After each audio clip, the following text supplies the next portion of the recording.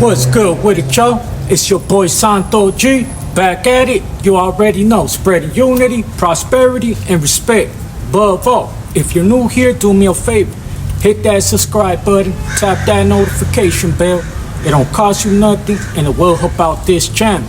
So today, I wanted to just continue with the story from yesterday. I got a lot of people in the comments asking me, what did you get removed for? This and that. If you guys have anything, like I said in the last video, I already spoke on everything. Everything that I touched on in the last video, there's a video pertaining to each situation. So I'm gonna just do a little quick summary from beginning to where we at now. So pretty much in 2008, when I was 16, I caught an attempted murder case. I ended up fighting it for 2 years. I did those 2 years in Silmar in the compound, and then I ended up taking a deal for 10 years. So I ended up going to the county. From the county, I was there like 2-3 months, and I ended up going to reception in Chino. This was in 2010. So, boom, I land in reception in Chino.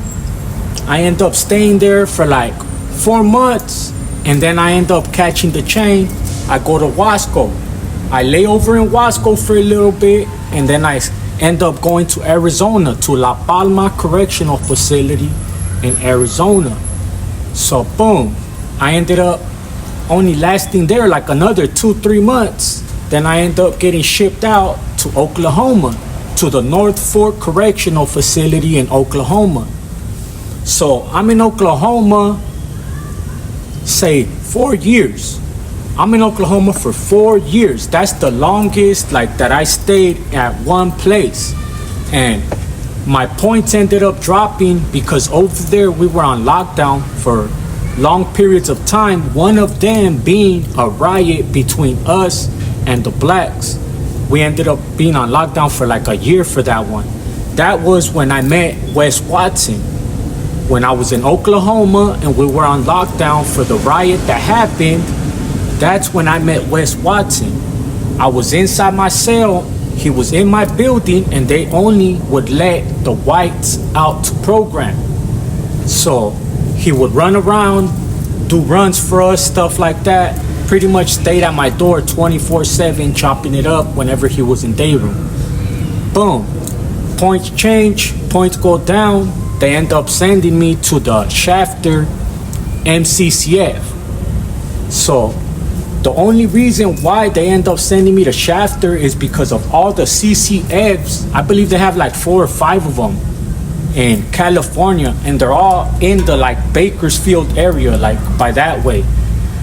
But at the time, the Shafter MCCF was the only one that had a metal gate around it, that had an electric fence.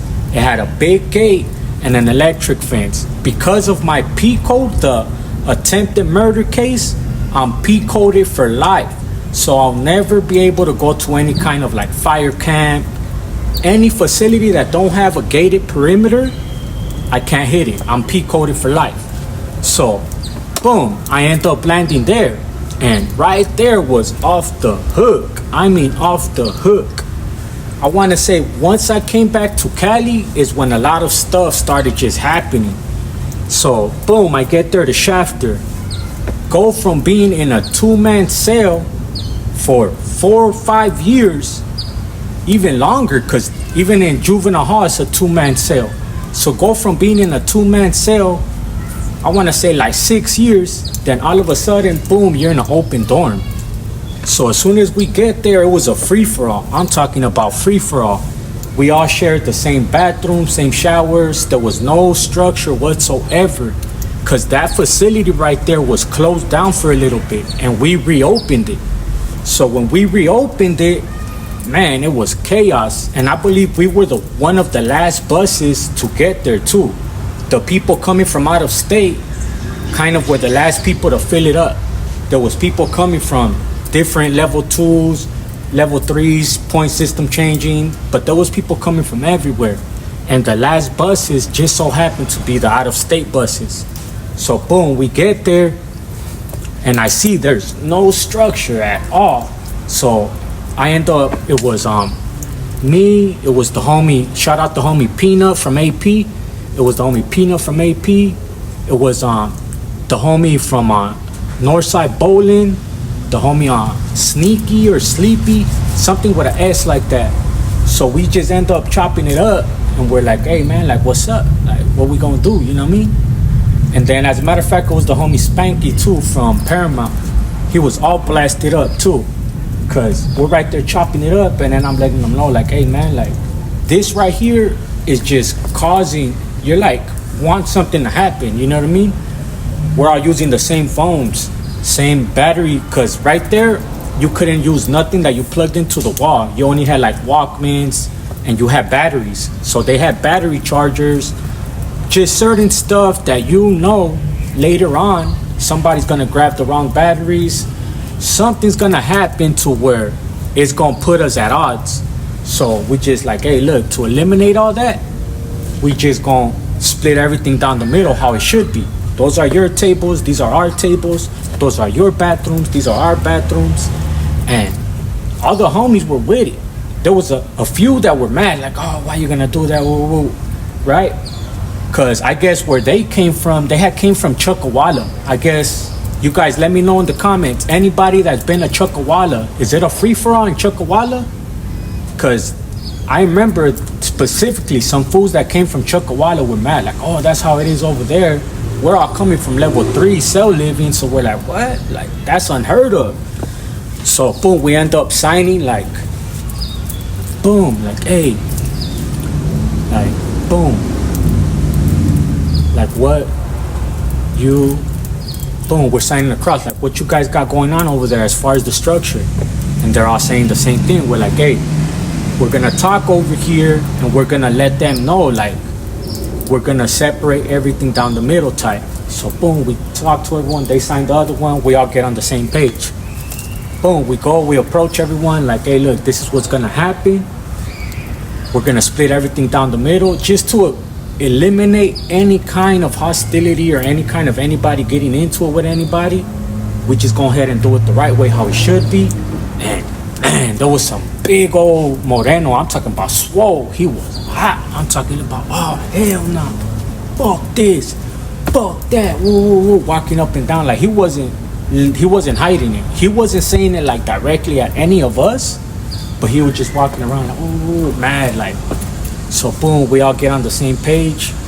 We actually, it got to the point, and this is being real, it got to the point where us and the blacks came to an understanding, and now us, the homies, and the Paisas were clashing because one of the tables that we gave to the blacks, the Paisas wanted it. Like that used to be their table, you know what I mean?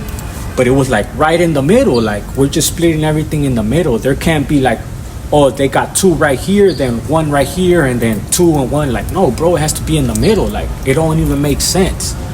Some of them were being hard-headed, and right there at Shafter, the MCCF, man, the Paisas had numbers. They had numbers. They're the ones that had the routes as far as the phones, all the dope, everything, you know what I'm saying? So I seen that video that Dubs did talking about the Paisa car is the weakest car in prison. Man, y'all tripping. The Paisa car in prison is deep.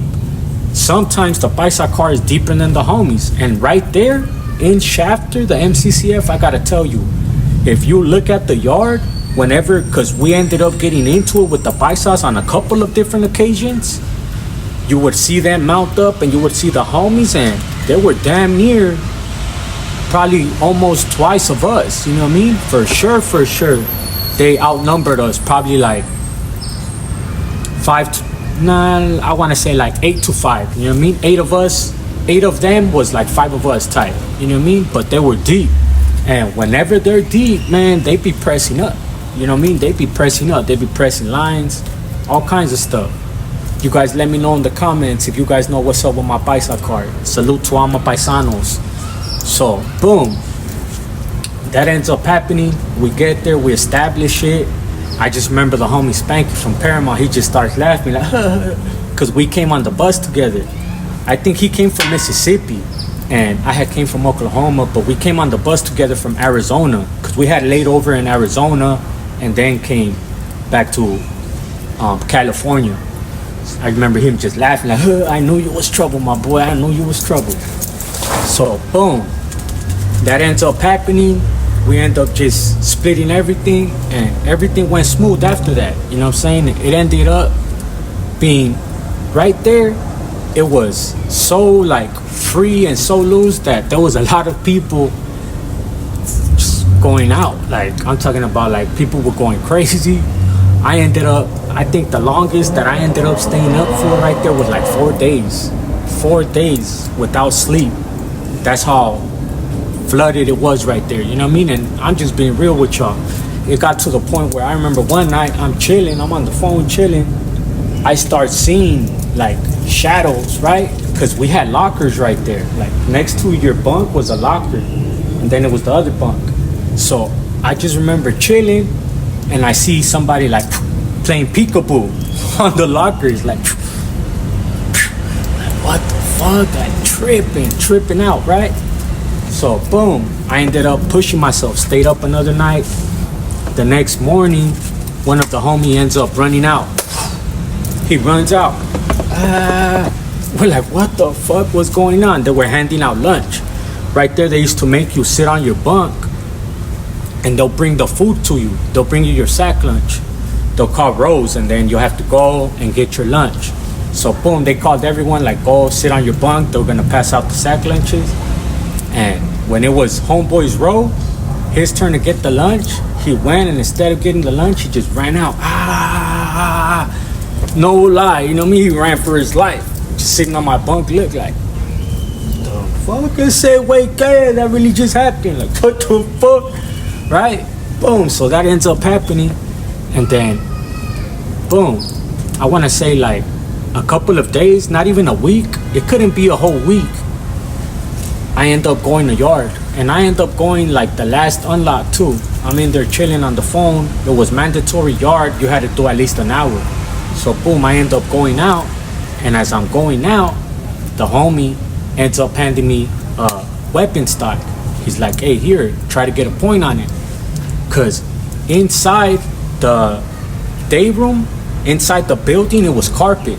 There was nowhere inside the building that had concrete. So we had a lot of weapon stock, but the only way to get a point on it was to do it at yard. So, boom, go out to yard, I'm walking, sit down right by the concrete. I'm with two of the homies. I'm telling them like, hey, keep point, you know what I mean? I'm with the homie Puppet from La Mirada, and I'm with the other homie Boy from Players, from Southgate Players or something like that. So I'm with them two, and just telling them like, keep point. The homie walks by, the homie runs by, the one that gave me the weapon stock, right? He's like, hey, fool, get up. He's like, I seen the Hura get on his radio and he pointed over here. Damn. I already had one in one shoe, like a fully made fierro, you know what I mean? So, boom, get up, start walking. We're walking, and they have two fools on the wall, two Huras right there. As we're walking past them, the Huras stop us too, like, hey, you, get on the wall. Boom. So there's two fools, it's me, it's the other two homies. So we're just right there like, alright, just waiting, you know, like, fuck. So I'm telling the homie Puppet, like, hey, fool, run, fool. Like, run. He's like, huh? I'm like, run, fool, you don't got nothing on you, dog. Like, run. So he freezes. The Huras finish searching them, they're coming back to me, and I just turn around. Run to the toilet. Get the fucking weapon stock. Flush it. It's just spinning. I'm like, fuck. Hura comes from behind me and grabs me. I like wiggle him off. Boom, he tackles me. Boom. They end up getting me. And he ends up finding the weapon stock. So I end up going to the hole for that. And right there in Shafter, they don't have no type of like oil. I was just in one of the holding cells, like the Suicide Watch holding cell, the one with the camera and stuff. I was there for like 2 nights, and then they ended up sending me to New Corcoran, to SAT-F. So that's the whole little rundown of me what happened in the middle of me landing in Sat F.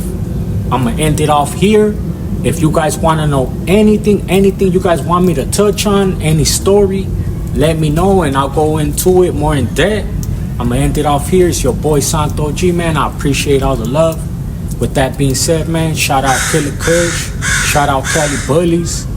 This is the new merch right here. Got the Santo G Productions in the bottom. Got the Cali Bullies, DNA Exotics. Shout out my good people at Martinez Junk Removal. If you guys need any kind of junk removal or dumpster rentals of any kind of size of dumpster containers, man, get at them at this number. Let them know I sent you and they gonna look out for you. Let's get it.